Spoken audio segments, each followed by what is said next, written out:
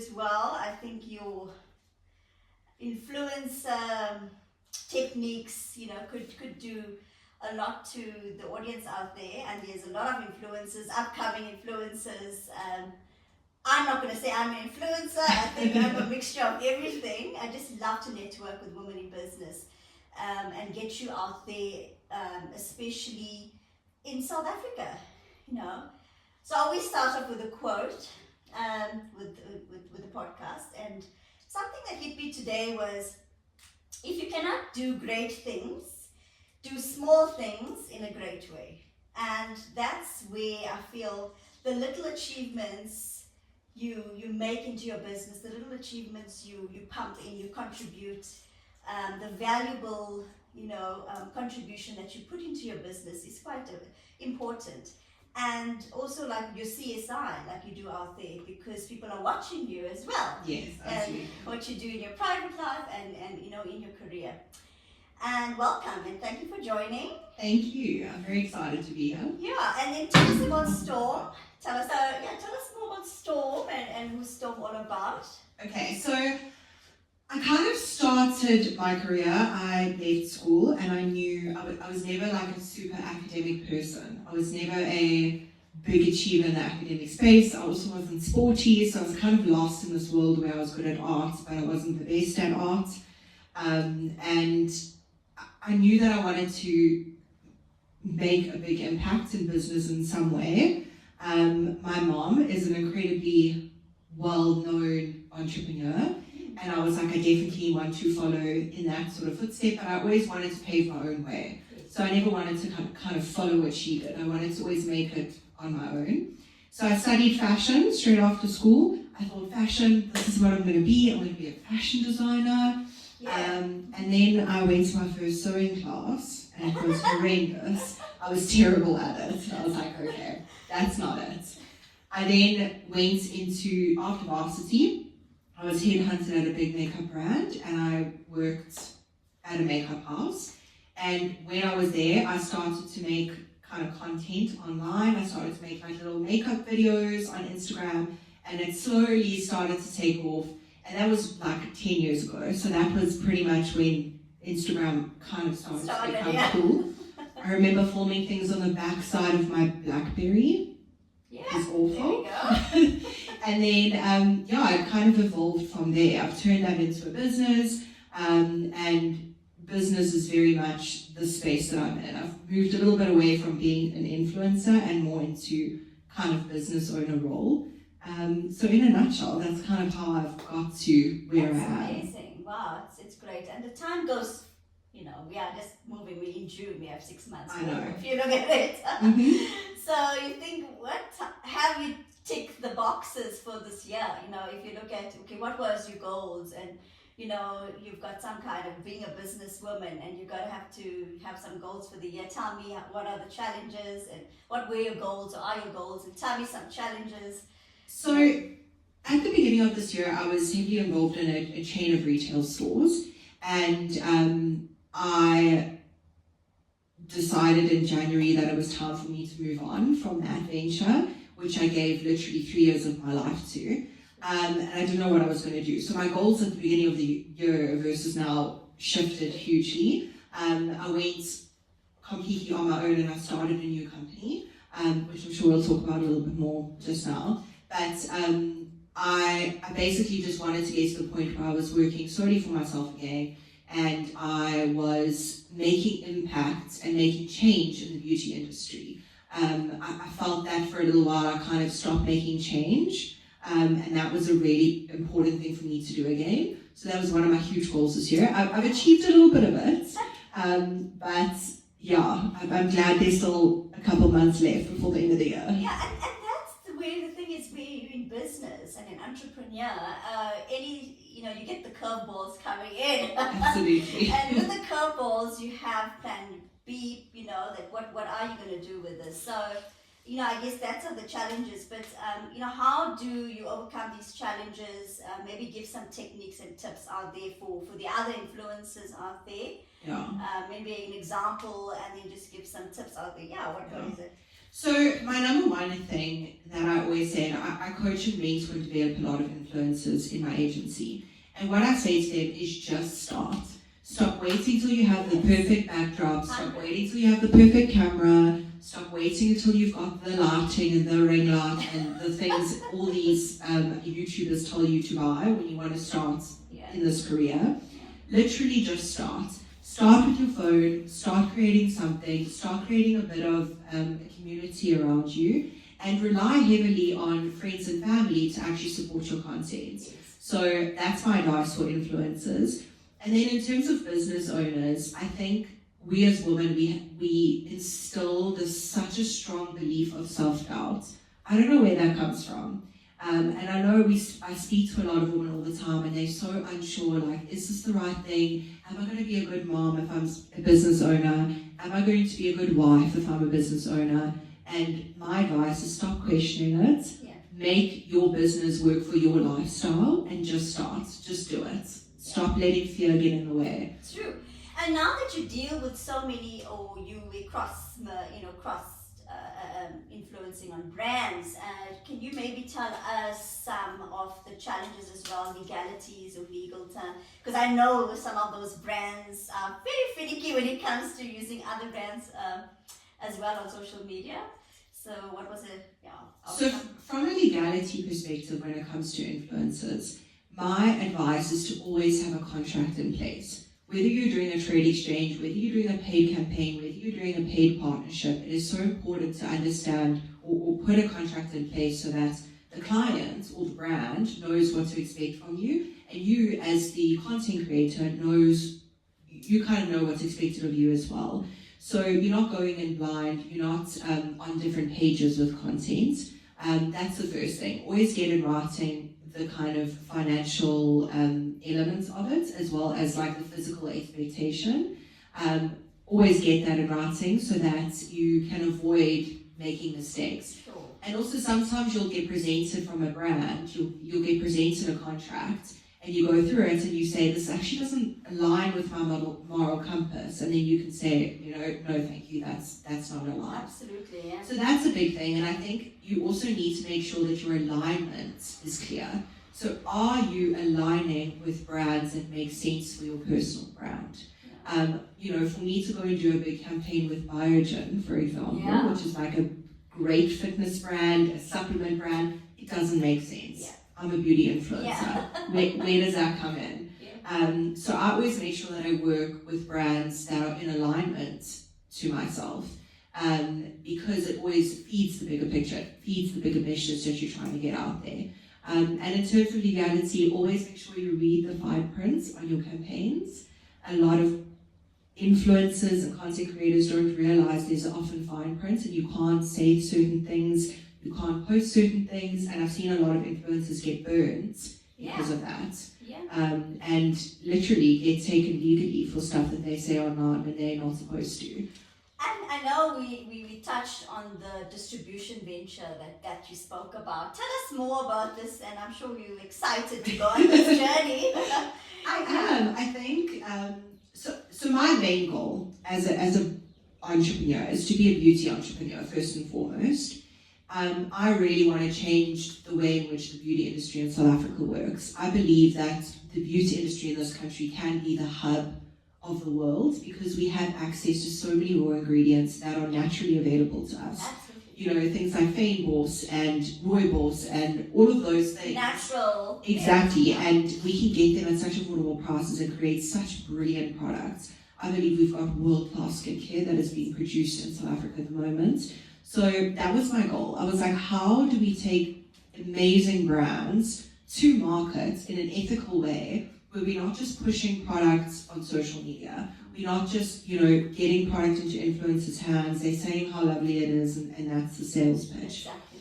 I think I went into the space because I wanted to change the way in which retailers sold products. So we actually go into retailers, we train all the staff on how to sell effectively, we train them on how to make a woman feel good before you sell them anything. Tell them they are great, ask them their name, tell them their hair is beautiful, and then, you kind of get into conversation. You actually want to get to know somebody more than just pushing and selling Yeah, products. it's a connection because Absolutely. you're selling a product and brand, and you got to use it, and you got to, just show and tell. Absolutely. So, And I was sick as a consumer of going into these big department stores, going into these massive retailers and being pushed products. I hate that. I don't want to go and have a relaxing facial and then after my facial be told that I've got to spend 12,000 Rand on all these products to keep my skincare going. I don't agree with that. And the problem is that a lot of reps for brands that are hired, they're paid to do that.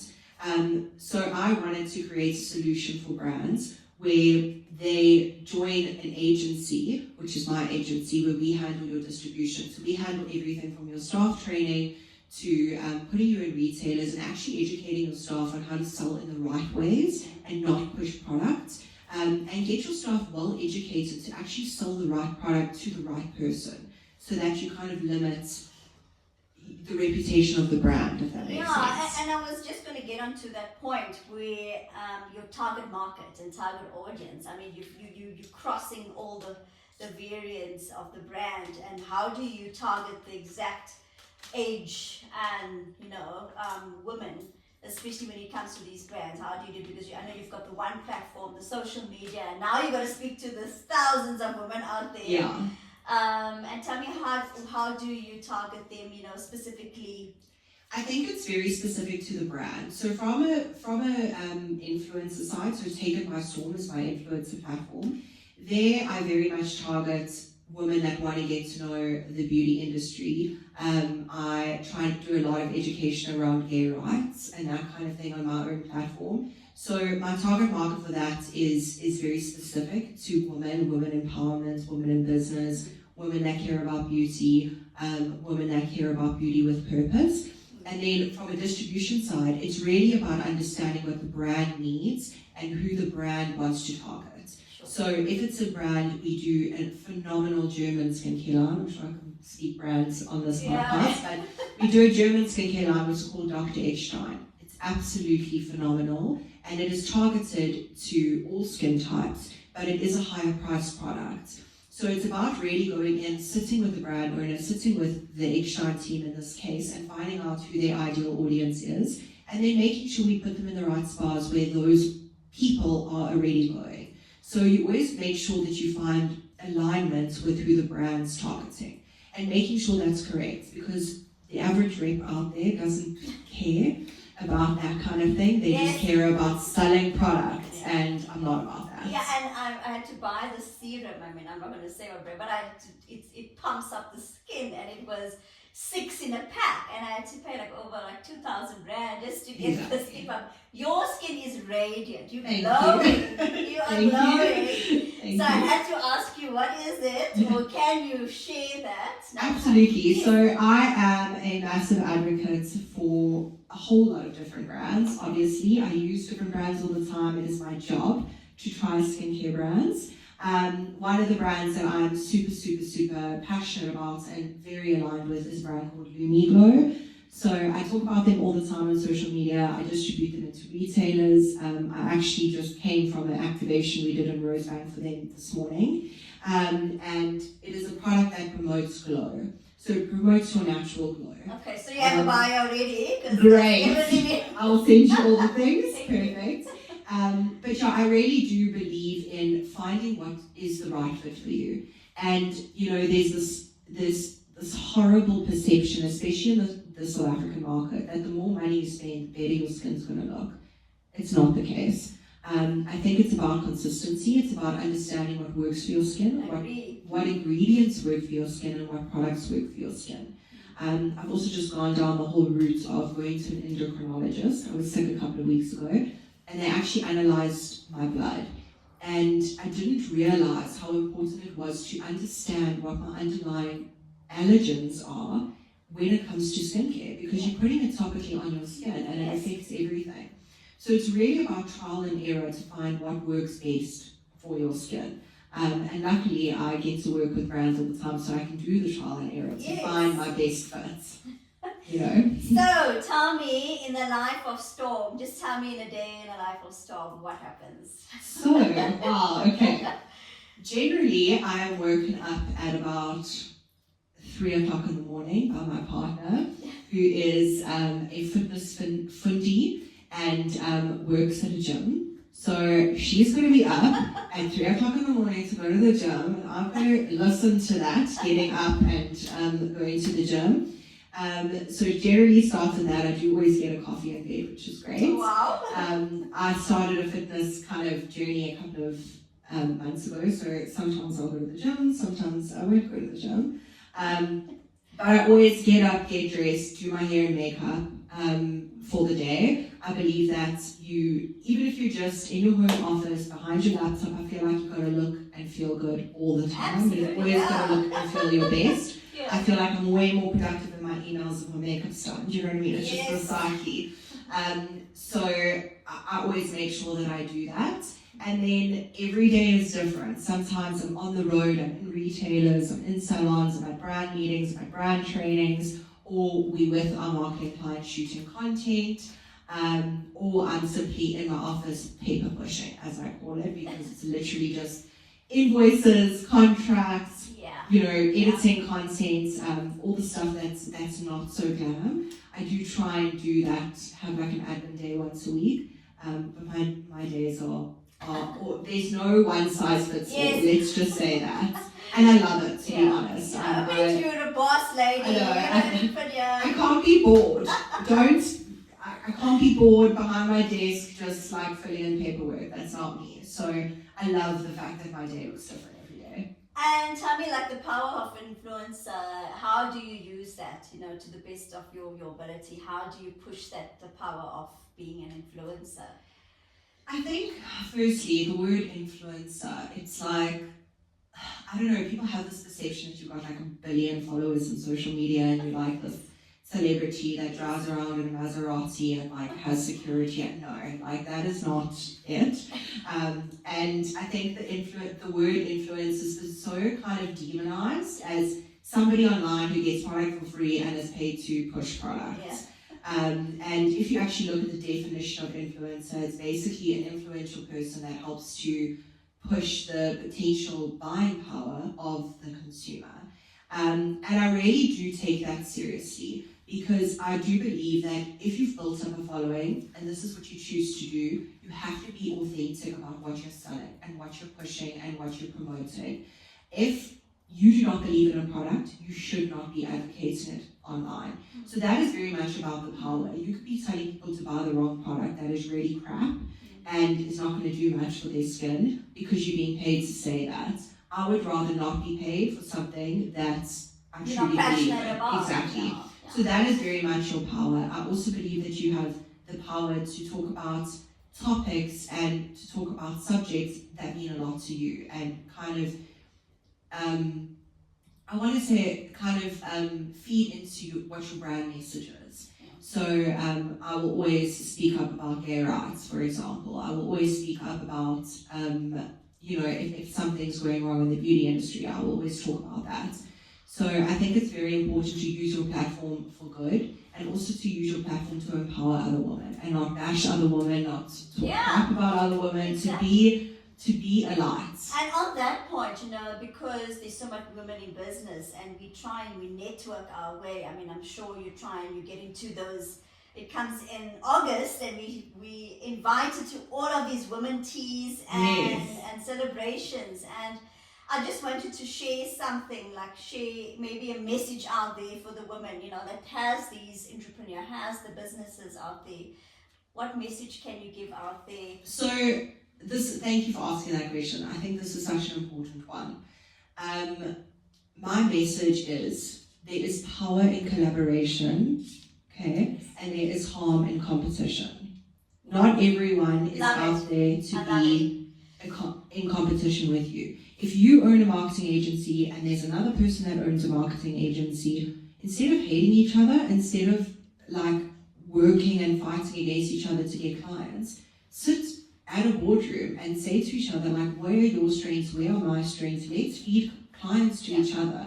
Let's work together. If I've got an overflow of work, I'll hand it to you. If you've got an overflow, give it to me. And I think that's where women in business go so wrong. everyone thinks it's a competition. And we've It's a got different competition for audiences. exactly. It's Yeah. a competition for the clients. I know for a fact, if I get a brand that approaches me that is a restaurant, I'm going to pass them on to my friend who's brilliant with food content. I'm not that girl. Yeah. I'm the food girl. You plug me in. Oh God, that's great. Exactly. And I think That's sisterhood. Trust me, exactly. Yeah. Yeah. And we go to these influence events, and I absolutely hate standing around and making small talk and oh my gosh, did you see that campaign she got and she got it too. I'm not about Just that. not fake. It's so fake. It's so Yeah. fickle.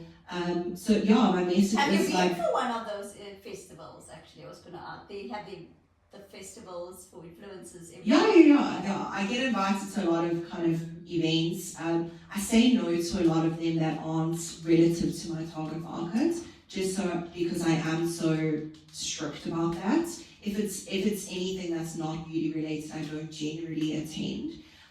If it's like an alcohol or a lifestyle brand or something like that, then I will because it feeds into the lifestyle element. But if it's something that's completely without my wheelhouse, I often decline stuff like that. But yeah, there's so much cattiness that goes on. And I just think to myself, why?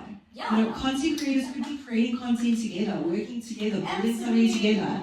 And that's also where the distribution side of my business started, because so many of my friends who are influencers started a brand. And I want to take that brand and make it big.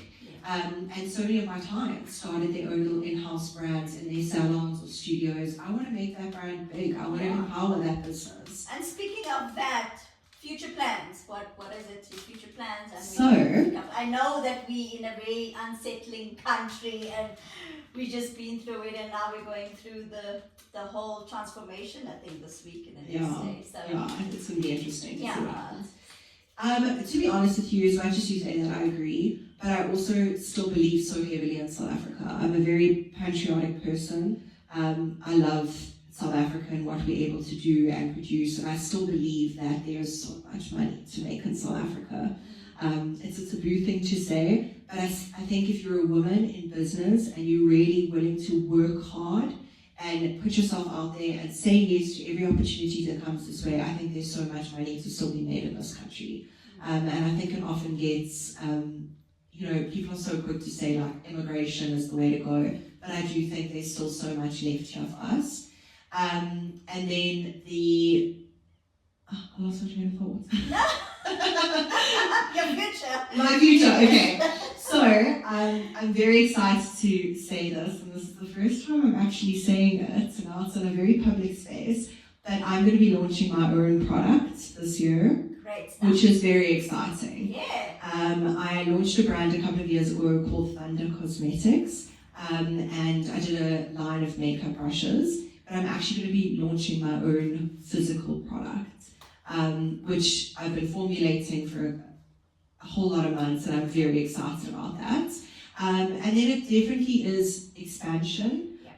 Expansion of my business, bringing on amazing freelancers into my ecosystem where I can help them grow, I can help to empower them, I can help them grow their own business alongside my business. That's a big thing for me. So the more people I can bring into that ecosystem, that's the plan. Yeah. And I definitely want to do a massive overseas trip this year. So we're busy planning. So hopefully if the stars align and we keep making money, then we can do that. Absolutely, the universe is on our side. Absolutely. So some fun aspects to this. I always like the fun. You always break the ice. And yes. You need to do the humor thing all the time. Absolutely. So would you do the ice bucket challenge? Yeah. And get the blood circulation going. Uh-huh. Yeah. I was also thinking of that. I don't know where it's going to come, but I look at all these people and I say, guys, I need to hit that ice bucket soon. Absolutely. So me and my partner recently moved into a new house, and I was toying with the idea, we have this patio, and I was like, should we get a chest freezer, fill it with ice, and then every day we plunge? Because from a health benefit perspective, it's amazing to do that. Yes. And we toyed with the idea, and then I got freaked out about the concept of getting stuck potentially in this chest freezer, and I was like, oh, maybe that's not it. But absolutely, cold showers every day, I do that, like it's a thing. And I completely agree with it. So yes, I 100% would do that. Yeah, I'm a bit scared of the ask thing, but with entrepreneurs, we need that focus for the day as well, you know. and it's amazing for regulating your nervous system. So, you know, I'm sure you will understand this when I say we operate at such a high frequency because we always got to be on it, dealing with clients all the time. And often I deal with multiple clients a day. You got to be on it. And the energy. Exactly, you got to be high energy. Yes.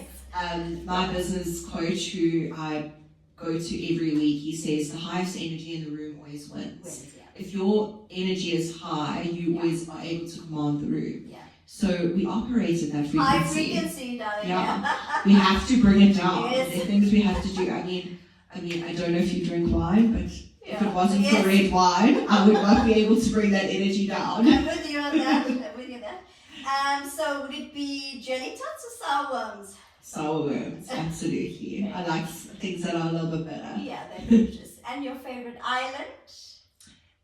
So, fun fact, I used to spend quite a bit of time in Cyprus.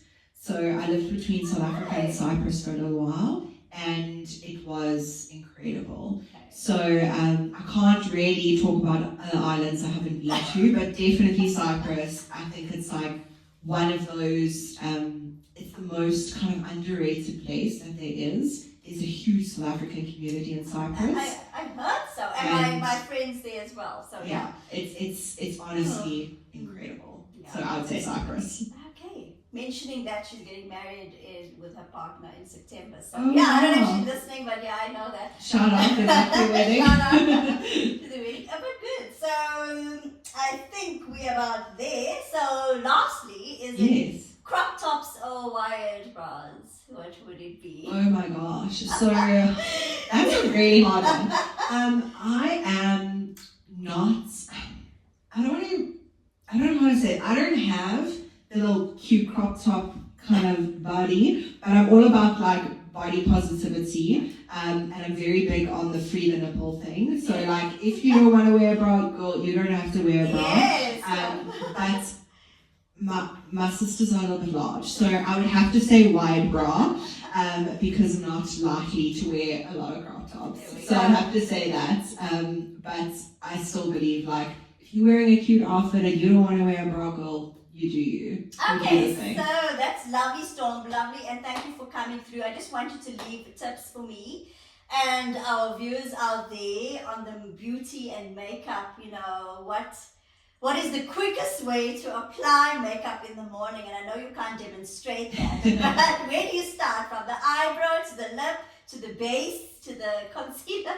What's the quickest and shortest way? Okay, so my number one thing is always have phenomenal skincare that works with your skin, where your natural skin is glowing, so that you actually need to do minimal work in terms of your makeup application. It 100% starts with skincare. If you are listening to this and you do not wear SPF every day, I will come and find you. I'm just saying, SPF is key. Like always, wherever you go, you need to have your SPF on. So it's really starting with that great base. I believe if you've got great skincare, you need to do minimal makeup. I also think it's about finding your features you love the best. Not society, not what your husband thinks are your best features. The features you think are your best. So is it your eyes? Is it your brows? Is it your lip? What is the feature that you love? And then play up to that. So if it's your eyes that you love, for example, learn about ways to do your eyes and make that the focal point. So very natural face, very natural foundations, but your eyes would always be the focal point. If you love the way your lips look, you love the way red lipstick looks on your lips, put it on, wear that, and rock it. I 100% believe there's no right and wrong way to apply makeup, as long as it makes you feel good, and as long as it feels true to you, then that's the way you should wear your makeup. Perfect. Okay, just plug us in with your handles and how we can reach out to you Cool. and those products. Yeah. Absolutely. I'm going to link them down below wherever I post this. But you can find me on all platforms. It's Taken by Storm. If you type me into Instagram, I'm the first one that generally comes up. If you see like red and you see a little gay flag, you know that's me. And then also TikTok is taken by storm, YouTube taken by storm, Great. Facebook taken by storm, everywhere it's taken by storm. Okay, great stuff. Thank you, Storm. Thank Lovely. you. Thank you for your time. And I mean, from our side, I just want to say thank you for creating spaces like this for women to speak. I've watched some of your previous podcasts, and I think it's so interesting to see the energy that different people bring from different, very different spaces. Yeah. So I'll be watching closely. I really can't wait to see how the space grows. Amazing. And I can't wait to see who you bring on next. Yes. But yeah, thank you for giving me the opportunity. This was actually my first podcast Oh, ever. really? So Yeah. I'm very excited One about of it. many. Yes. So yeah, thank you for the opportunity. Absolutely amazing. I can't wait to get you out there. So all the Absolutely. best. And I will tag all of your pages down below as well so that people can get in touch. And if people want to get in touch and be featured on your Absolutely, podcast, there we go. can they just send you an email? Yes. An email Okay. or just go to Game Change Marketing and then drop a message and then you have my details. Perfect. Yeah. Perfect. So if anyone wants to be featured, There we go. send me a message and I'm going to put you in touch and you could be on this incredible platform Thank too. you. Thank you. Go Thanks. well and all the best. Thank you.